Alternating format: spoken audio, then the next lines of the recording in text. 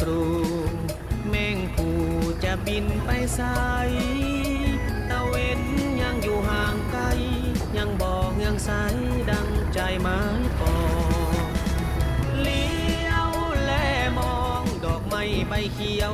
เหนียวใจไฟฝันเพ้อลำพันคอยคอหอมดอกไม้กลิ่นโหยลงมาตะเว้นยังมัวอย่ามัวยังอายหวันใจคอยคันหนึ่งน้ำเสน่ห์ไกลลำจะมาหรือใดจะมาหรือใดจะมาหรือใด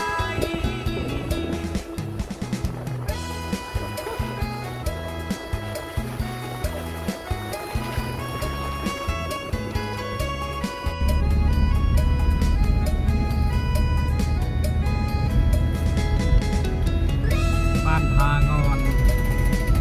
กำลังจะเดินทางกลับเวียงจันทน์กับบ้านพักขา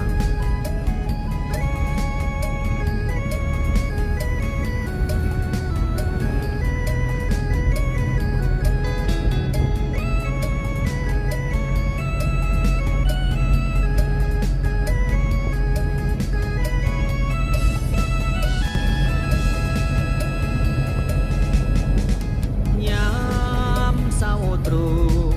แมงผู้จะบินไปไสตะเว้นยังอยู่ห่างไกลยังบอกยังใสดังใจไม้ปอเลี้ยวแลมองดอกไม้ใบเขียวเหนียวใจไฟฝันเพ้อ